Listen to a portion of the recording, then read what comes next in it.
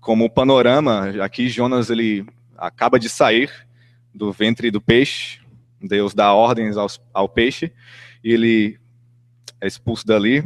Então, aqui nós temos o chamado de Jonas e o arrependimento dessa terra, dos ninivitas, né, a cidade de Nínive.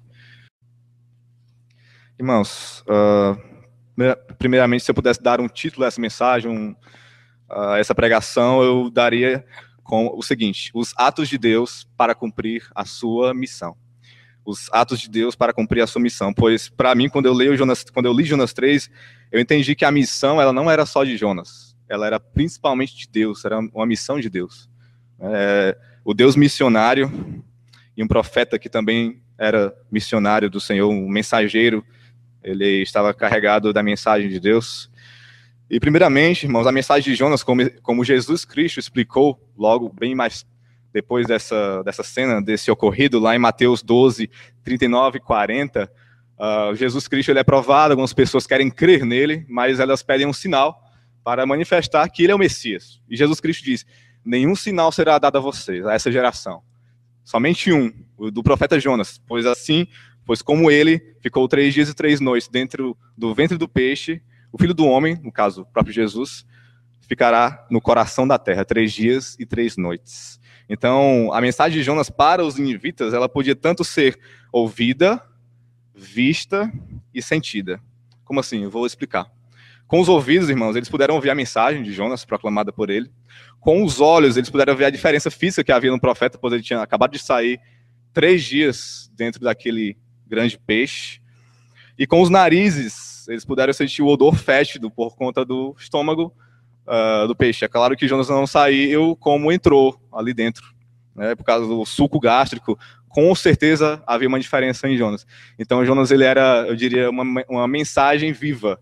Né? Ele não somente pregava, a mensagem dele não era somente proclamar, mas sim as pessoas verem o que havia acontecido com ele. E eu posso talvez provar isso com um curioso caso de um homem chamado James Bertley. Esse homem ele ficou conhecido como um Jonas moderno. A história dele é que ele era um pescador, né? Ele viajava com os amigos, e numa dessas expedições ele viajava para as Ilhas Malvinas. Isso foi em 1890, por aí. E eles caçavam baleias, e uma das baleias, a baleia cachalote, atacou o barco deles, e ele caiu ao mar, e talvez sem querer a baleia o engoliu. Ele ficou lá dentro. Ele ficou 18 horas dentro dessa baleia. As pessoas içaram a baleia, mas faltava o James no navio. Então, as pessoas pensavam que ele tinha morrido afogado. E quando cortaram a baleia, algo batia lá dentro e tiraram lá um saco, né, por causa do estômago da baleia, e ele estava lá vivo. Ele ficou 18 horas dentro daquele estômago. E o que aconteceu com esse homem? Ele ficou, depois disso, cego pelo resto da vida dele. Pelos não cresciam mais no corpo dele. E também ele ficou, desde aquele dia em diante, com a pele pálida. Né? Então, você tira.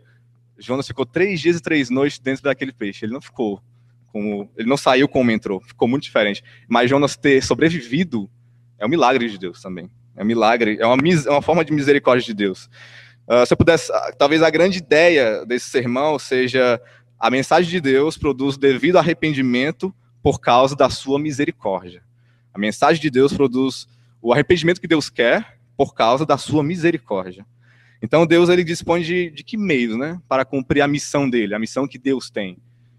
De que meios ele dispõe? Nós podemos enxergar 3 deles aqui em Jonas capítulo 3.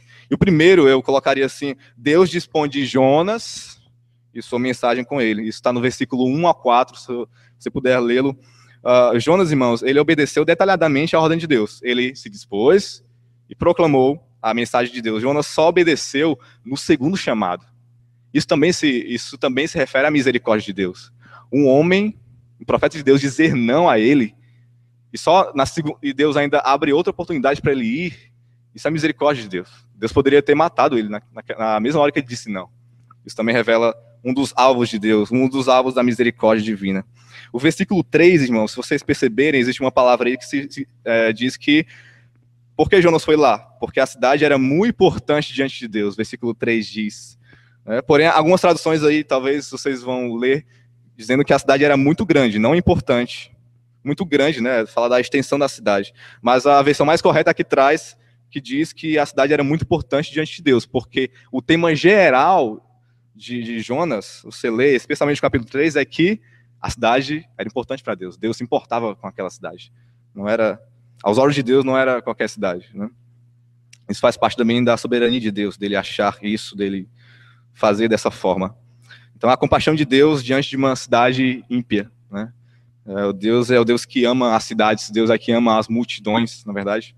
Jonas, ele chega na cidade, a percorre durante um dia pregando uma curta, mas poderosa mensagem, que era ainda 40 dias e a cidade de Nínive será subvertida. Daqui a 40 dias, a cidade de Nínive será destruída. Essa palavra, essa ideia de 40 dias, ela não está aqui por acaso. Se você voltar a alguns livros antes do Antigo Testamento, você vai ver que 40 dias sempre se referia a algo, a uma preparação espiritual. Alguém se preparava espiritualmente, era uma preparação religiosa. Alguns exemplos seriam Moisés, quando subiu no monte de Deus para buscar as tábuas, ele ficou lá durante 40 dias, não é verdade? Isso está lá em Êxodo, você pode anotar aí e ler depois em casa. Êxodo 34, 28. Outro exemplo, Elias, depois de fugir de Jezabel, ele comeu e se fortaleceu, e a viagem dele durou 40 dias, na verdade, até o Monte Horebe, 1 Reis 19, versículo 8. Mas o mais famoso dos casos, eu diria, que é de Jesus Cristo, quando ele é tentado, ele jejua durante 40 dias e 40 noites. 40 dias sempre se refere a uma preparação religiosa, ou seja, algo está prestes a acontecer. A mensagem de Jonas não estava aqui por acaso, né? A ideia é que algo muito extraordinário e fenomenal está prestes a acontecer. Algumas aplicações para nós, irmãos, diante dos versículos 1 a 4, talvez seriam que Deus espera que nós estejamos dispostos a pregar a sua palavra, independente do coração dos incrédulos, independente da condição, da disposição do ouvinte, verdade? Os ninivitas, quem eram? Para onde foi que Jonas foi? Para onde? Uma cidade que era ímpia, era talvez o Estado Islâmico da época, né? É uma cidade que os inimigos temiam, eles empalavam as pessoas, era quase uma forma de crucificação naquele tempo.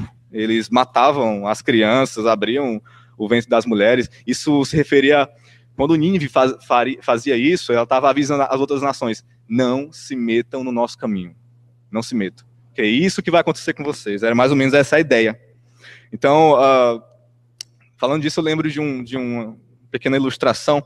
Um dia eu saí do trabalho e, esperando o ônibus, atrás de mim tinha uma loja, e meu celular começa a tocar. No meu trabalho eu não uso internet, normalmente não tem Wi-Fi lá, mas quando eu estava esperando o ônibus, o meu celular começou a tocar e era mensagem do WhatsApp, Facebook, normalmente porque eu não tinha nada para fazer. Fiquei feliz por conversar com as pessoas e tal. Era uma rede de Wi-Fi que estava aberta e meu celular tinha conectado, né, automaticamente, sem eu querer.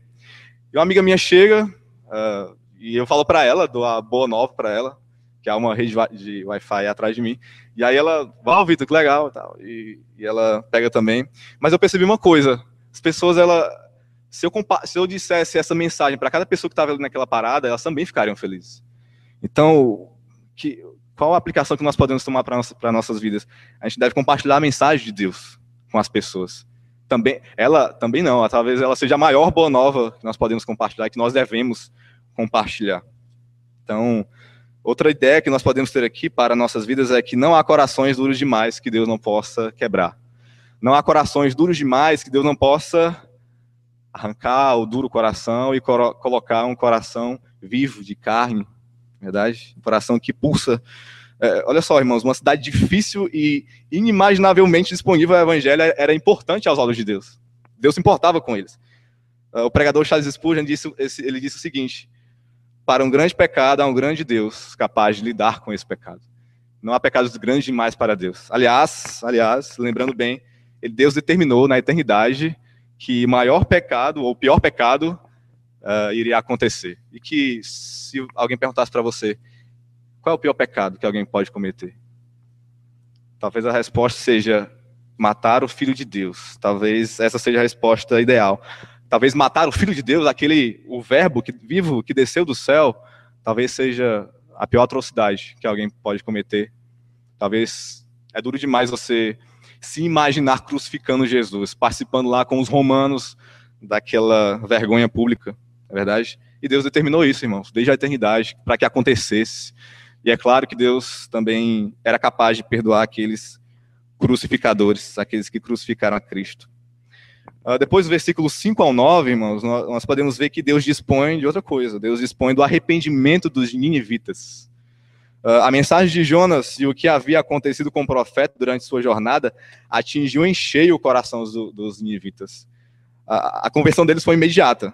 A Bíblia diz que a fé vem pelo ouvir, e o ouvir vem pela mensagem de Cristo. E foi isso que Jonas fez. Jonas pregou a mensagem de Deus. Era curta, mas se era de Deus, e se ele pregou, algo iria acontecer. Não importa se é grande ou curta a mensagem, o que importa é que a mensagem é de Deus. É Deus que nos ordena a ir.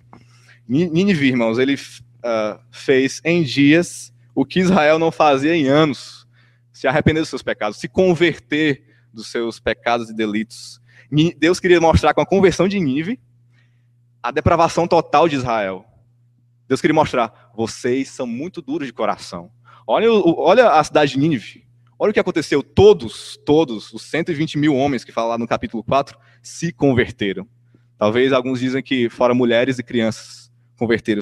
Até os animais jejuaram nesse dia. Até os animais jejuaram e as pessoas converteram-se a Deus. Deus ele queria ensinar o quão duro o seu povo era e o quão bondoso ele poderia ser com as nações estrangeiras. Jesus, irmãos, nos ensina algo semelhante com a parábola do filho perdido, lá em Lucas capítulo 15, parábola do filho pródigo. Se você perceber bem, o significado da parábola é que Deus está o quê? Alargando a porta da salvação para os gentios, para causar ciúmes em Israel. Por quê? Porque o filho pródigo, o filho perdido, representa os gentios, e o filho que fica na casa e fica com ciúmes do filho que entrou e que o pai está festejando, simboliza Israel, na verdade. Por isso que haviam fariseus que reclamavam de Jesus Cristo, porque vamos dizer assim, Jesus tinha más companhias, e muito más, e Jesus gostava de más companhias, ele gostava de estar ali com aquelas pessoas para que ele as tornasse diferente. Então, isso faz parte do plano divino. Deus está causando ciúmes ao seu povo pela dureza de coração deles. Jonas é um filho mais velho e Nínive é um filho mais novo, que pede a herança, se afasta, mas é reconciliado por Deus. Você pode ver isso nitidamente na parábola do filho pródigo, que muitos erram na interpretação dessa parábola, né? Mas acredito que a interpretação correta seria essa, segundo o contexto. O discurso dos ninivitas é parecido com o discurso do filho mais novo. Quem sabe, no versículo 9 fala, quem sabe Deus se voltará e se arrependerá. O filho mais novo disse, já não sou digno de ser chamado teu filho, trata-me como um dos teus empregados. Não é verdade? Ele não queria nem ser tratado como filho, só de ser empregado já estava bom, pela miséria que ele estava passando. É isso que os ninivitas nos ensinam, através do arrependimento. O arrependimento ele não nos deixa presunçosos, mas tementes a Deus. Não há presunção quando há arrependimento. Não há, eu acho que eu mereço a graça de Deus. Eu acho que, pela minha conduta, eu acho que eu sou bom diante de Deus. Eu não mato, eu não roubo, não me prostituo, não faço isso, sou solidário com as pessoas. Não existe isso. Nunca seremos merecedores de nossa salvação. Deus quebra nosso orgulho quando entendemos que quem opera a nossa salvação é Ele.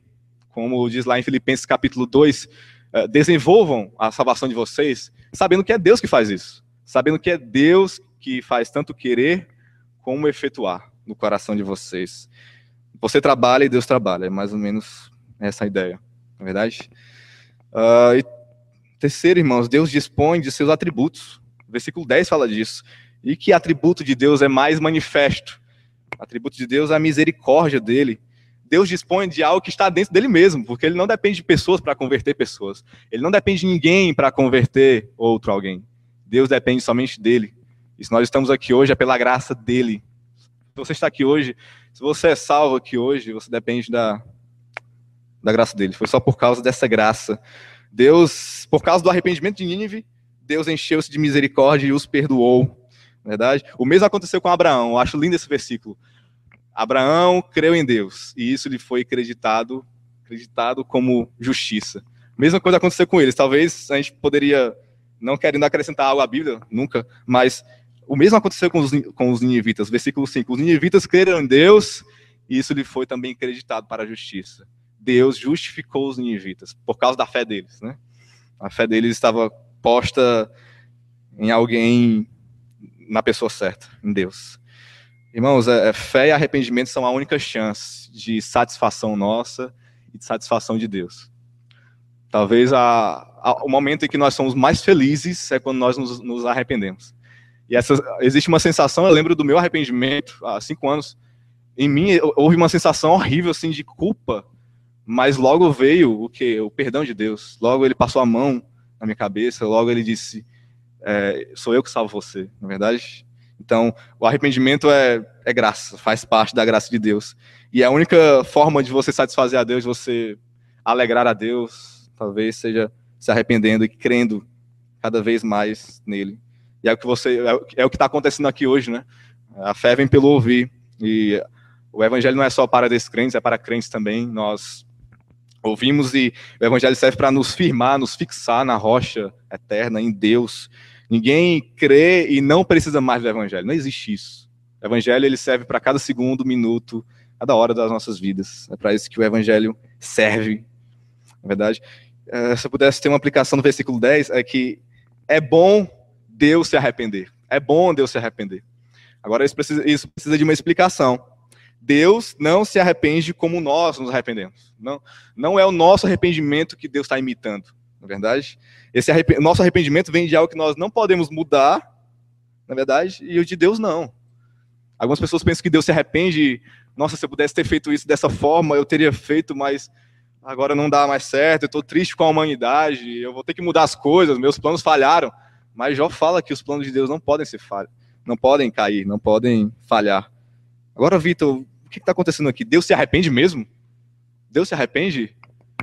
A verdade é que não, Deus não se arrepende. Esse arrependimento vem de Deus se condoer com a situação, vem de Deus ser compassivo para com os que se arrependem de coração, com sinceridade. Deus não pode errar e nem pode pecar, na verdade, Deus não erra. Arrependimento de Deus é uma figura de linguagem que, sem ela, jamais nós entenderemos a Deus. Jamais. Se chama antropomorfismo, essa é a palavra certa. São figuras de linguagem, são imagens que a Bíblia traz, que se a Bíblia não trouxesse essas imagens, nós jamais entenderíamos Deus, jamais. Por exemplo, a Bíblia fala que Deus tem olhos, mãos, pés, ele caminha sobre o mar, na verdade, mas isso é uma forma de facilitação, é uma acomodação de Deus, vamos dizer assim. É como, acho que eu poderia ilustrar dessa forma, quando uma mãe chega para um bebê, a mãe não vai falar da altura que ela tá, com o tom de voz que ela tá, um bebê de alguns meses, ela não vai falar isso. Ela vai o quê? Ela vai se prostrar, ela vai se ajoelhar, vai sorrir para a criança, e vai fazer todas aquelas caretas estranhas que as mães fazem, né? Mas Deus, ele faz isso. Deus, ele se acomoda. Deus nos ama, e é por causa desse amor que ele faz isso. Ele não precisava, mas porque nosso entendimento é fraco e longe de Deus, ele faz isso. Ele é bom. Um exemplo poderia ser dado em Gênesis 6:6, quando Deus cria a humanidade, e a humanidade se corrompe, e Deus vê só um justo, que é Noé. E a Bíblia diz que Deus se arrepende de ter criado o mundo, Deus se entristece pela humanidade. A ideia ali não é que Deus errou, não. Por isso que o versículo lá diz que mais Noé achou graça às olhos de Deus, é por isso que esse versículo está lá. Senão, Deus tinha derrubado toda a humanidade. Deus, ele se apieda de coração, Deus se apieda da condição do homem e o dá a chance de arrependimento. Em outras palavras, a graça do arrependimento. O arrependimento é uma graça, mesmo que doa no nosso coração, tem que doer. É o nosso coração que tem que mudar. Não é o coração de Deus. É necessário. O arrependimento, ele é algo necessário e benéfico a nós. Não é verdade? Amém? Vocês estão comigo? Para talvez encerrar, irmãos, para eu concluir, a gente pode voltar um pouco ao que foi dito. O que é que foi dito, né? Eu disse aqui que não há pecado grande demais para que Deus perdoe, né? Aliás, Deus nos surpreende. Deus nos surpreende. A nossa conversão, quando nós olhamos para a nossa conversão, nós nos admiramos. Eu me admiro, às vezes, de eu estar na igreja. Eu me admiro de nunca ter pensado um dia em servir a Cristo, em ser filho de Deus, e o Senhor vai lá e nos resgata, né? Que você possa admirar com a sua própria conversão. Isso é bom, isso é um sinal de graça, de arrependimento. É muito bom isso. É necessário. Deus nos surpreende. Ele determinou que o pior pecado acontecesse, a morte do seu próprio Filho Jesus Cristo. Claramente, Deus podia perdoar os crucificadores de Cristo. Isso não tem base bíblica, mas talvez algum romano ali se converteu. Um dos homens lá disse que ele era inocente depois que ele morreu, na verdade. Enfim, Deus podia, Deus está disposto, o coração de Deus está aberto a ser compassivo com pessoas, a perdoar pessoas. Não há algo difícil demais, não há coração duro demais que ele possa alcançar, penetrar com a palavra, não há. Deus nos dá a oportunidade de nos arrepender, é graça, faz parte da graça dele. É uma boa notícia Deus abrir a porta da salvação para nós, aguardando nossa resposta a ele. É por isso que eu disse que é bom Deus se arrepender. Então entenda da melhor forma, Deus ser compassivo e não Deus voltar atrás na sua decisão. Aquilo que Deus, eu costumo dizer, aquilo que Deus não despreza, ele abraça. Eu tenho base bíblica, Salmos 51, versículo 17, se encaixa perfeitamente aqui. Davi diz, há um coração contrito e compungido, ó Deus, não desprezarás. Jamais. Aquele que vem a mim, de modo algum lançarei fora. Né? Nem todos irão para Cristo, mas aquele que for para ele nunca se arrependerá do que tem feito. Nunca. O que Deus não despreza, ele abraça. Amém? Amém? Então é isso. Que Deus abençoe vocês e continue a falar cada vez mais. Amém?